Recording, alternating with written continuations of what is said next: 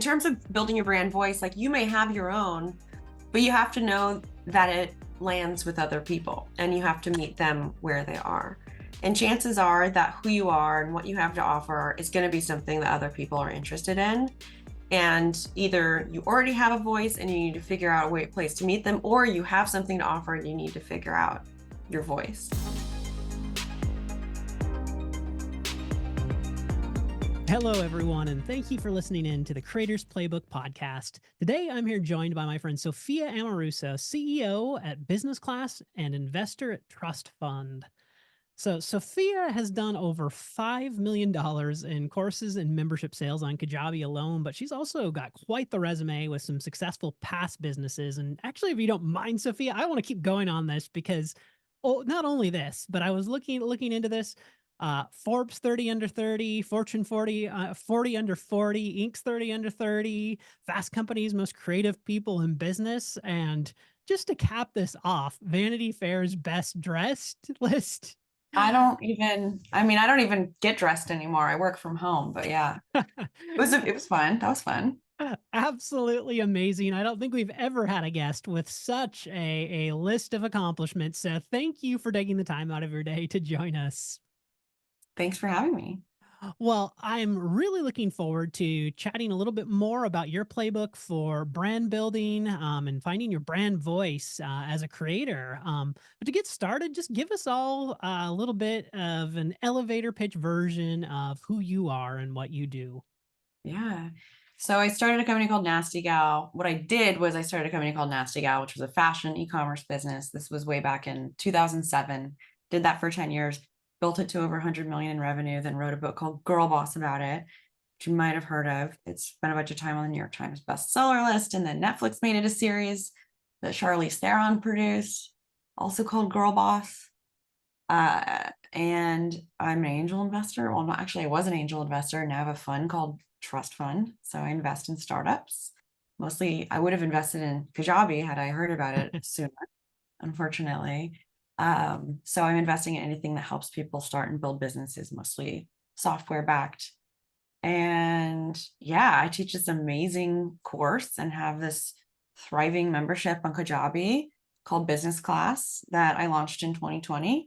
And it's still going strong. And recently just moved our entire platform onto Kajabi because Kajabi launched their communities feature, which is amazing. I love it. And I definitely want to talk a little bit more about Business Class, but maybe Yeah. just at first, give us an idea of how you decided to pivot from your previous businesses into the digital product space. Yeah. I mean, you don't need a warehouse to sell courses. It's amazing. Like like the margins are insane. I mean, I think, had I tried to start a course when I was 22 years old and knew more about where to find vintage than I did about business, this wouldn't have been right for me. But for anybody who has accumulated knowledge and experience, and especially like unique insights that you can share, with people, with a community, as a coach, through a course, whatever it is, a digital product makes sense. And that's why Kajabi made sense. And so I had, spent all this time learning way more than I would really honestly like to have. And it feels really good to pass it on now, whether it's through teaching business class and nurturing the community within business class, or through investing in entrepreneurs or just mentoring people. Literally, like my friend's a photographer and trying to figure out her website. And I'm like, please just give me your login to the platform. Can I please just it's the most fun for me. It's always easier to clean other people's spaces and organize them than it is your own. It's kind of like that for me with business, where I just get to harvest that. And the broadest way I can do that is through a digital product like Business Class.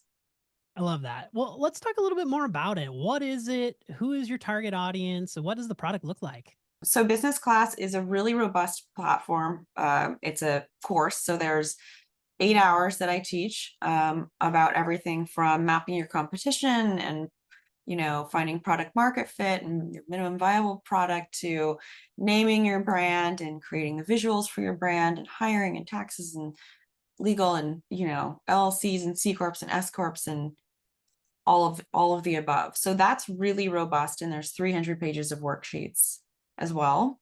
So it's like, it's something that you get to, it's a playbook in a way. It's a workbook, and that you watch the content, but that also you're workshopping your own individual business while you're learning, and you're doing it alongside. There's over 3,500 members in business class who are in the community, which we call the lounge, who are also working through that content, and also business owners who have already taken business class are coming back to refresh, to start new businesses, to refine their businesses, who can then help you because they're maybe just a little bit further along, or they've spent more time with the course content. So it's kind of this awesome, virtuous cycle with the community, with the content that I've created. And then we have, gosh, over 80 hours of video interviews with me and amazing entrepreneurs like the founder of ClassPass and Damon John and Norma Kamali and the founder of Away. Just like Sam Parr, I don't know, just like amazing, amazing people who have expertise in so many different areas, and a lot that I don't. So I teach what I know and what I've watched other people, incredible, smart people around me do, and some that I wish I had done, but also have people in there who are building all kinds of different businesses that know so much more about that specific niche than I do, that anyone who joins business class can learn from, that might apply to their business. Because it's for product-based business owners, it's service-based business owners. It's remarkably broad. And when you're told to create a course, it's like get niche, niche, niche, niche, niche, niche down. And I had a really hard time doing that. And who knows, maybe business class could be like 10 times more successful if I was just teaching about starting an online fashion business. But I felt like I had so much more to offer, and what I know is applicable to a variety of businesses, which is why it's there for people who are starting everything from mushroom growing kits to, their own real estate career to we have someone, I mean, we've like nail artists, right? Because anybody at this point is an entrepreneur, side Yeah. hustlers, you name it. Yeah. I love that. I love that. And I guess just thinking about your target, is that someone who's maybe just in the early ideation phases? Do they have to have something already started to take advantage, or who's it open to? Yeah.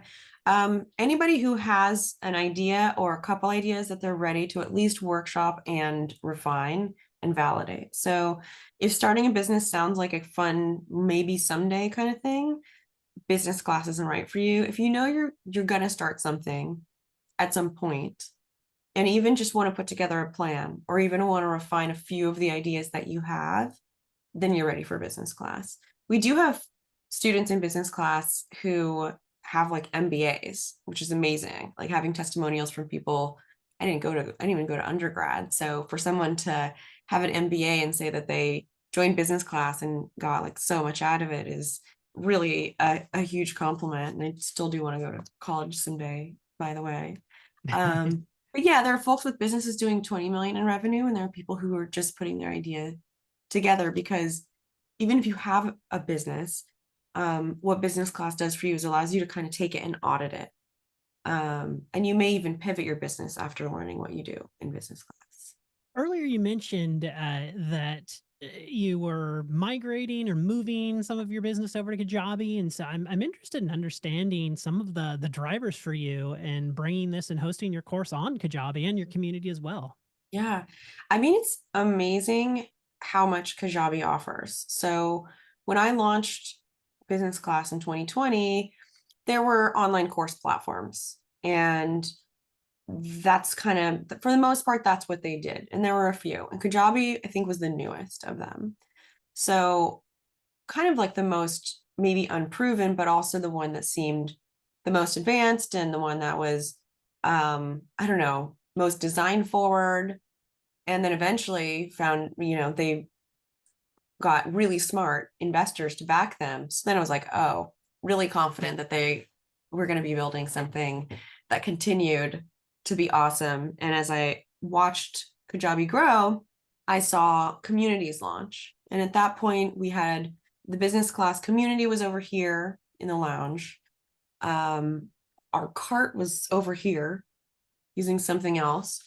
And uh but Kajabi was always the beautiful kind of jewel box that um where the content lived, where what is the real, I mean, at least in terms of my time and effort, like the real value in business class, because the community is a huge part of it, but like the video content, the brand, the colors, there being like a player that looks good and it just doesn't look like an afterthought where it's just like a Notion document with some videos plopped in. Like a lot of the platforms kind of look like that. And I wanted it to look like a portal. And that's why I chose Kajabi for the course portal, which is what we called it. But now everything is Kajabi and everyone's already had a login to the course portal. So when Kajabi introduced communities, it was just like, oh, wait, they don't have to have two logins. That is such a better experience. And while Kajabi communities is new, I've been able to submit feedback in my team, and they've been iterating very quickly and taking that feedback from us and other customers into account and introducing new features. So it's really fun to just watch it like grow right in front of your eyes. So it just felt like a total win-win to give our community an experience that was holistic in a place that was rapidly iterating and creating really interesting things, and also a place where we have a lot of creators. We have a lot of, course creators and educators in business class. I mean, anybody teach, it can teach a course at this point, really. And talked about real estate agents, right? There are real estate agents with massive knowledge, whatever, info, whatever you want to call it, online courses. So Kajabi is also a place where I recommend them to go if that is what they're doing. If they're in business class and they're thinking about starting an online coaching or course platform or community, it's so easy for them to, or just stay in Kajabi and keep doing that because it's what we use. Well, I know we're going to get into your playbook in a minute here, but just quickly, given that you have such a successful business with a community, any strategies that you found to be effective in fostering engagement with your community, whether on social media or within the business class community? Yeah, totally. I mean, talk to people wherever they are, right? Like one of my former investors was the co-founder at Reddit, and I actually built a little, it was kind of like LinkedIn for women. It didn't go very far. It was my second company called Girl Boss. It was an amazing business, but the technology obviously didn't replace LinkedIn. That's no one has. Um, but he told me like you have to seed the community. So when we migrated, even though we had over 3,000 folks in the lounge, it was on a different platform. So we invited some beta users to come over and give us feedback and how we were organizing the platform and the content and the different, clubs and where they found the course content and how they interacted with one another, if it was all self-explanatory. And again, we gave that feedback to Kajabi in places where we weren't able to affect that change. But to have a platform that's seeded, even with just a few people before people start joining, so that they're able to model the kind of interaction that's happening on the platform as they join, makes your job a lot easier because they're just going to do what they see. In terms of building community, it's like, the community that I've on my own social channel is what I want to mirror inside of the platform. And that means that, I and my team are responding to people within the platform. It means that sometimes, it's like Jasmine, who's our kind of community, she's DMing with them and we have workshops, but some of the workshops never end. Like the moderators like stay and continue to answer questions well after it's over. So it's like over delivering and treating, meeting people where they are, um, and modeling yourself through the community that what it is that you want other people to do, and then also to seed your community however you can, even if it's with free users in the beginning, to also model what it is that you want the rest of your community to be doing. Absolutely amazing, and it makes perfect sense. It's not really a community until there's a community there to join. Yeah. Well, give us just a. I kind of spoiled this earlier in your intro, but tell us a little bit about the success you've had so far, whether monetary, scale, impact, however you Yeah. measure success since you've been on Kajabi. Yeah, it's amazing how, it's like I've scaled my impact by like inspiring people over the years, wrote a book and have been out there and was on, the lists and stuff that you mentioned. That's cool. Inspiring people's cool. And then being able to model that is also cool, but actually sharing what I know is a really powerful thing. Being able to do that at scale digitally is like nothing I've ever experienced, right? I shipped clothing, so I guess I dressed people at scale, but doing that with knowledge like changes people's lives in a way that I've never really kind of witnessed before. So yeah, I mean, our first launch did, I think, 1 million in revenue through Kajabi. And I used like a really traditional launch, like framework, whatever you want to call it. It's a webinar launch. Like it's not the most glamorous. I didn't reinvent the wheel. I was tired of trying to invent wheels with businesses. Like, it's like I was like, these people are killing it. Some of it's like not my style, but teaching something for free sounds awesome. Went through the whole typical webinar funnel, ran ads thing and the retargeting thing. And I'm sure you have plenty of people who have talked about this on this podcast, and many, many people using Kajabi to run webinar funnels, but just studied the best, looked at what they were doing, how they were doing it. A lot of them were using Kajabi, and uh, and yeah, so from there, it's been profitable since day one. I don't have investors. It's very much like a bootstrapped business, I guess, back to my origins, because Nasty Gal I bootstrapped to almost 30 million in revenue back in forever ago. Mm. 3,500 students and just amazing testimonials, people going from like zero to, I don't know, 100,000 in sales or more, or someone's gotten like, I don't know what the number was, but just like, it was like $50,000 in grants, like just applying for grants, right? Like, um, press, like, it's like not everything is possible to quantify in terms of the kind of progress people make when they join business class. And with the testimonials and like the effusive way that people, talk about business class and DM me, it's like that's a number. I don't need a number in that regard to know how big of an impact it's making. Well, I think it is very apparent to any of our listeners the credibility that you have and the level of expertise that you come to in this conversation. But let's start talking about your playbook on building your brand voice for creators. Help us break that down into some type of actionable steps that we can take. Like even for me, as someone who's also kind of starting my own little side gig, if you will. I kind of want to hear your approach to Yeah. building that brand voice. Totally. For some reason, brand voices have always just kind of come out of me. Like it just, I have my voice, but I also, I don't just say what I think I like or think people would like. I look at what they're doing and where they're shopping and who they're watching and who they're following. So, in terms of building your brand voice, like you may have your own, but you have to know that it lands with other people and you have to meet them where they are. And chances are that who you are and what you have to offer is going to be something that other people are interested in. And either you already have a voice and you need to figure out a place to meet them, or you have something to offer and you need to figure out your voice. I don't know if I'm lazy or smart or time strapped, but I spend a lot of time looking at what other people are doing. And I don't copy any of their voices, but I also look at who's following them and who my competition might be and the culture of the people who I would want to be my ideal customer.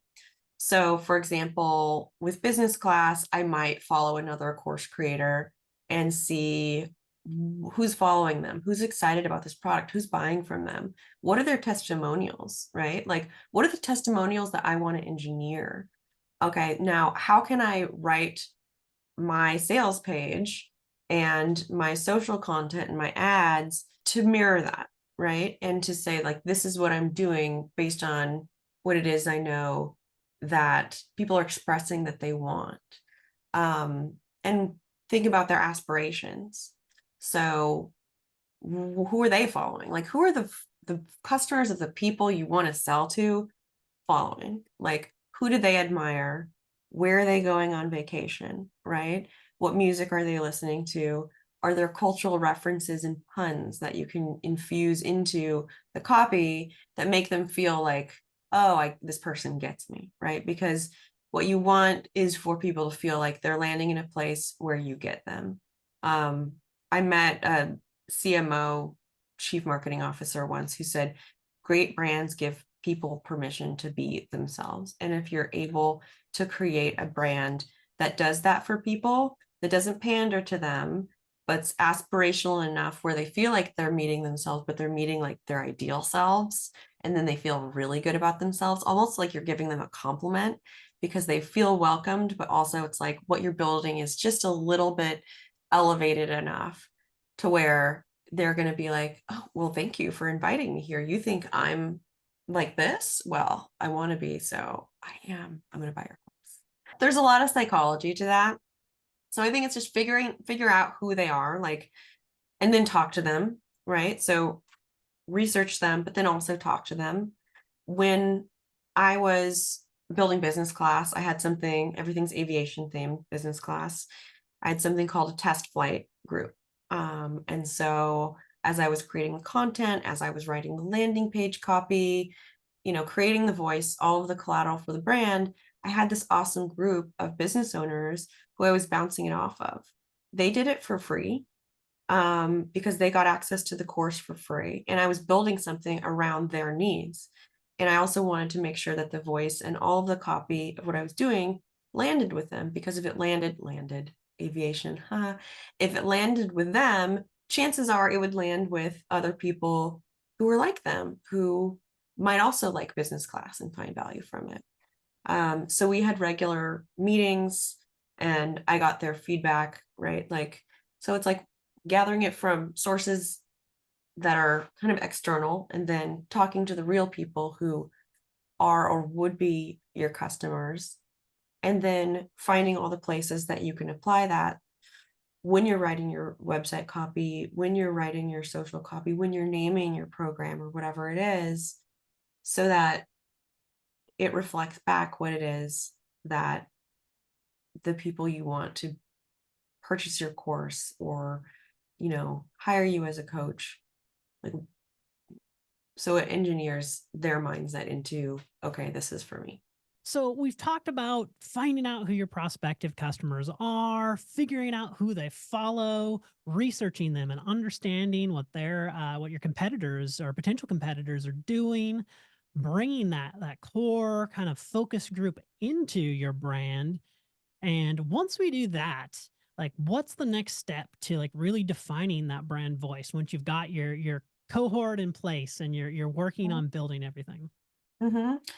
It's just a matter of refinement. It's testing. So, with everything that I do, I write it twice and I'm able to test a headline and test an image. And because images are brand, I mean, it's visuals, but it's also the voice, right? I mean, you can call either of them voice. It's your brand. So whether it's a statistic that you're showing or a testimonial that you're highlighting, or a specific image that illustrates something, could be the size of text, right? That's not voice, but what you emphasize is your voice. So the hierarchy of messaging is important to think about. And to get to a place that, I mean, it's like conversion is everything. That's something like you learn in e-commerce that haven't seen in the online course world as, hardcore as I've seen through, I mean, yes, there's like retargeting messages and whatever, but like the level of depth that e-commerce businesses go to test and personalize and automate is pretty bonkers. And that's like the most fun. If you are a creator, like you want to be in the weeds. So spending time testing your messaging, it's something that I did on eBay, right? Like I tested thumbnails, and on eBay, when there was no like mechanism for that. You could change the image, the thumbnail of a listing, anytime until there was a first bid on the item. Hmm. And if there were things that didn't get bids very quickly and I thought they were like awesome and the thumbnail wasn't landing, I would sit at my computer and it's been like, okay, it's been like 6 hours. Like this thing should be a hit. I would change the thumbnail, make it like a different silhouette or whatever, make it a different silhouette or whatever of the person, re-upload it, and do that with all of them until I couldn't anymore to hopefully get people, like if it's not landing for one person, it's not landing for everyone. So just like I know Mr. Beast does that with like his thumbnails. It's like a thing, right? Just like people are obsessively doing this on different platforms. And it's like, how can you be a freak like us? And what can you optimize with your voice, but also with your messaging so that you know that it's landing with people? Yeah, I think you've really brought that into a great place to close that out. Just thinking back over that one more time, maybe in your own words, like just read it back to me, and I'll give it to you first, so you have it fresh on your mind. Number one, who are your prospective customers? Number two, figuring out who are they following. Number three, doing your research on the people that they follow. Four, talking to them and really bringing them into your brand building process. And finally, refining and testing. So when you're building the brand voice for your brand, there's a few things that you want to do. The first thing is obviously identify who these people are. Who are these customers? Who are your ideal customers? And where are they hanging out? So go find them. You can find proxies for this, even if you don't have customers.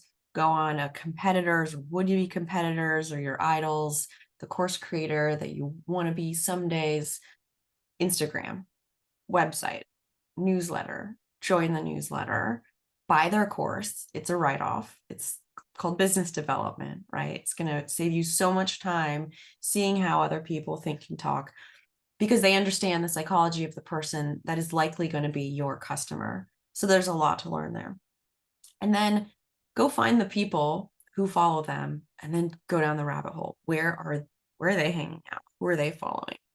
What are their ideals? Where are they going on vacation? Just kind of like saturate yourself in their world. And maybe there's certain language. Maybe they're Gen, I don't even know what the youngest one is anymore, honestly.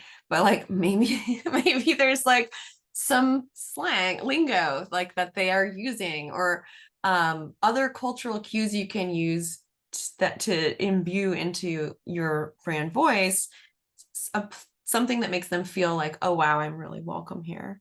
Okay, so now you found them. Well, you need to talk to them. And that's honestly the scariest part for most people. Most people don't want to talk to their customers and then refine, right? So once you've refined with that small group, you have an opportunity to go refine on a broader scale. So on eBay, when I was doing that, I was constantly optimizing my thumbnails for my eBay auctions to see like, okay, like if someone's not clicking on this, I need them. And that was like, there's software for that now. Like there's software for everything now. So seeing, you can use things like Hotjar for heat mapping. There are different, tools you can use for A/B testing to see where people are dropping off your site, where they're hovering, what they're clicking on. I think Hotjar has something called rage clicks, where people are like really angry and it's not working. Like you can see where people are rage clicking, hopefully nowhere because you've tested your entire site. But you know that your brand voice and your copy isn't landing if people are dropping off at a certain part in the page. Or if you're getting questions in your inbox, like, what is this? Like, voice is great, but sometimes people can be too voicey and it's just fun. OMG, LOL, bestie, we're going to go on the ride of a lifetime. Wheels up, it's business class, buckle your seatbelt. What is it?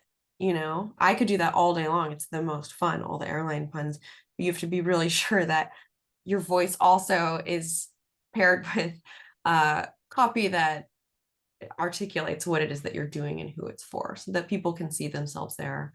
They feel like they belong there, but they can also very quickly see what it is that you're offering to them.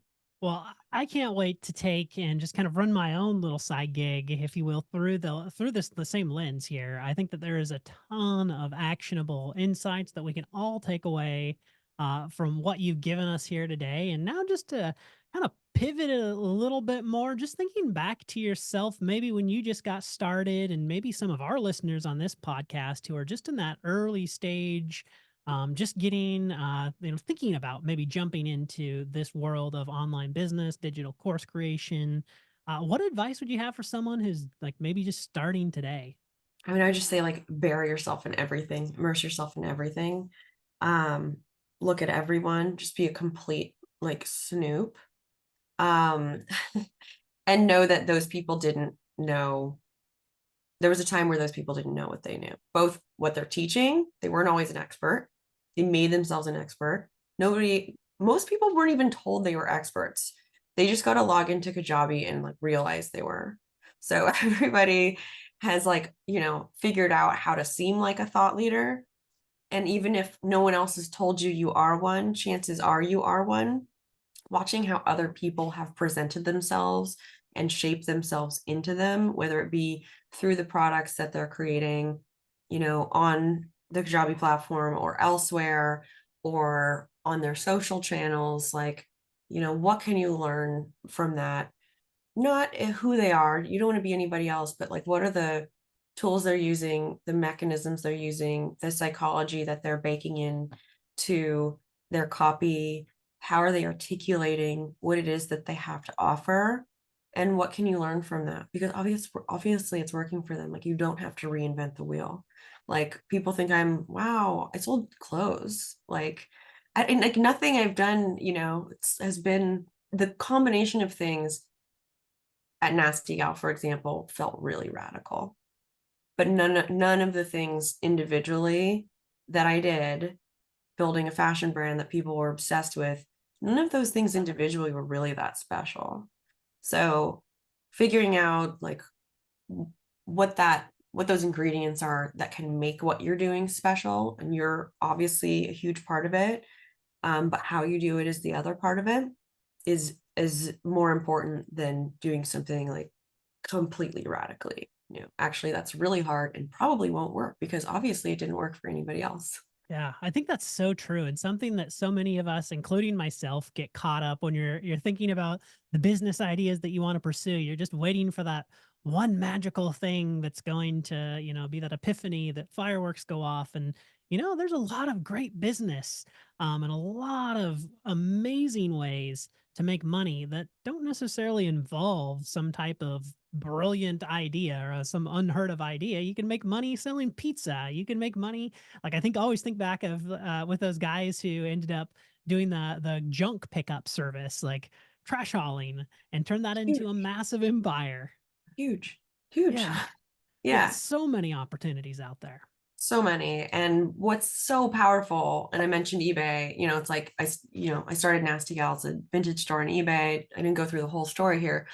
With that, like, that was one of the only platforms that could turn someone like me or you, didn't go to college, whatever, into an entrepreneur, right? Like, you couldn't just become a podcaster. You couldn't just create an online course. There were no payment systems. There was no Venmo or like, there was PayPal. There was PayPal and eBay. So like, let all these software people do the inventing so that they can create platforms for people like us to start businesses without having to know what they know. It's an incredibly powerful thing. It changed my life. It's like, what Kajabi's building is what eBay did for me, and I'm gonna like cry about it. It's like the kind of stuff that I invested in.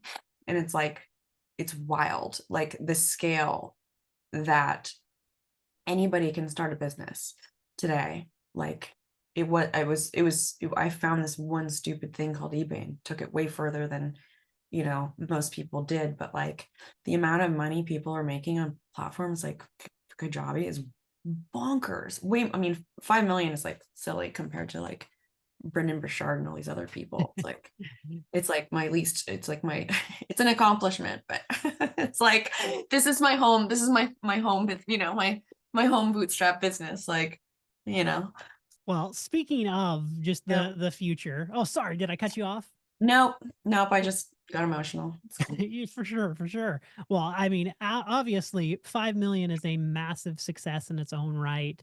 But speaking of the future a little bit, any plans that you have, any upcoming launches that you want to share with us, anything that we should be aware of? I mean, the exciting thing is the thing that's just happening, and we just did it. We just migrated all of business class onto the Kajabi platform. We have a lot of new members who are joining, and they're kind of repopulating, the lounge, our community. So they're defining like what that place looks like together. So anyone who joins as a member of business class today gets to do that along with them. But I think it's just like the excitement is building out this incredibly rich little ecosystem alongside and with and for entrepreneurs on the platform. Business class used to be cohort based where it was just launch. We launched twice a year, doors closed, and then came back and you bought the course and the community was part of it and you got lifetime access. We learned that business class was like the community was a huge, huge part of it.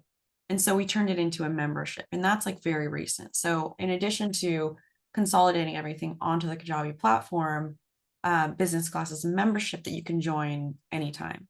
Whether or not that was a good financial decision, the launch model works, just for the record, it's to be seen if not having the urgency of a launch model works. But I want business class to be available for people year round, which is why we did it. And Kajabi is built for memberships and the community is active year round. So it made the most sense for us. It's very new. It's a different business model. So we're just still figuring it out. And when I say we, I say me and one full-time employee. Just that's what it takes to run a business on this platform. Is bonkers. That's what's new. And yeah, it's pretty cool. Well, yeah, that's very exciting. I know many of our listeners are definitely within these early stages of setting up their business, maybe even in the later stages, and could still take a ton of advantage of all of the learnings that you have to share. So, for anyone who's interested, of course, we'll have the information in the show notes, but I'll also give you the opportunity, Sophia, if you just want to plug any particular social media landing page, anything you want to send them to. You can join business class at businessclass.co. If you actually are building software, I invest at trustfund.vc. And then my name's really long, so you can just read the notes. It's Sophia Amoruso on all the social platforms and LinkedIn and Twitter and Instagram are where I'm most active. Awesome.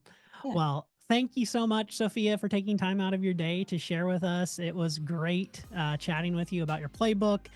Really excited to see what comes with your transition over to Kajabi and this new update to business class. Thank you. Thank you so much for having me.